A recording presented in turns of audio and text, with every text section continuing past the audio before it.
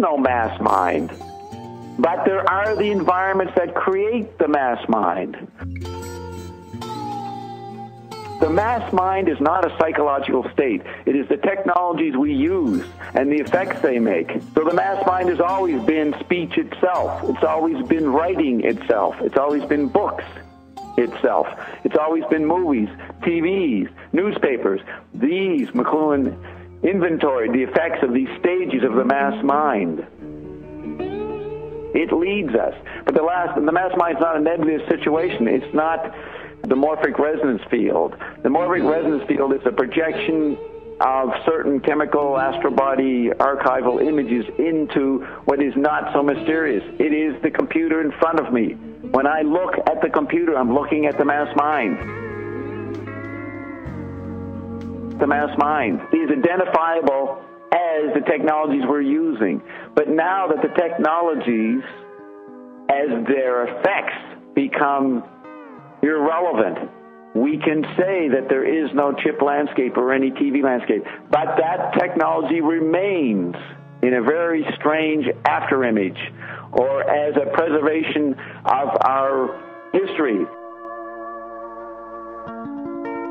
As humans don't really die, the ancestors continue to communicate after they've passed on. The old media environments as memes communicate to us. That's what we're playing with. That's what the young kids are doing. They have a little gadget that can play and replay memes. They are bigger than the mass mind. But people do fanatically look at their little BlackBerries and little devices and iPhones to see what the mass mind is doing. We don't know how much we can survive securely psychologically without a sense of the other. That there's something else that will help me. There's this old story I think Paul Krasner or Ken Kesey used to tell of a king, and he had a friend. Either they anticipated the town panic, the citizens' panic, or when it happened, they put a mark on each forehead. As people started hallucinating, going nuts, so that they could recognize each other. That's an archetypal need. Well, why do couples get together? Why do they need a sense of a special private relationship? It's a kind of security. So as we become more fearless and interact with the given, the astral, the energies there, it's going to be interesting what language and what our role, how much will the astral plane tolerate what we create, the new technologies that are going to come in.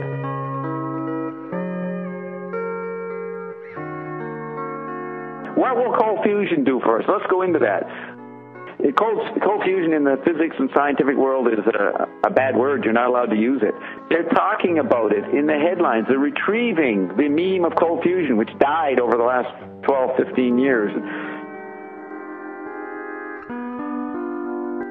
If you invent something incredible, it will be absorbed if it's going to obviously upset the status quo and older media. It will be nationalized. And if it's nationalized, it can be shelved, all right? Everybody knows this is the solution. And scientists around the world are secretly, on behalf of governments or intelligence agencies, are researching and making breakthroughs.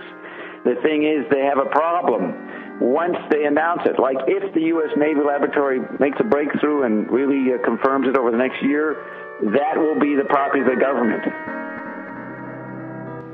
The wealthy now, who've lost a lot of money, they have the identity crisis of the role of themselves, of celebrating being rich. I mean, it's a precious technology to be rich. It's an ancient historical archetype. That is threatened. What do I be? How can I be special? That's all within the divide between the astral and here. If you're a rich person and you listen to me and get it and start to access the real wealth from the astral energies, it's not an issue whether you're wealthy or not. It's irrelevant. All wealth, all technology has been for people to get comfort so they can live longer. That's why we create things, to help us. But the point I'm making, in particular point, is that it would be hijacked by the old in fear of death forces.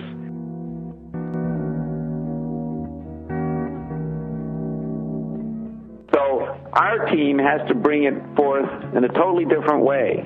Because even if we gave it to other countries, the establishment, the secret government, would bomb that country because what that country had is a security, is a risk to global peace and all that nonsense.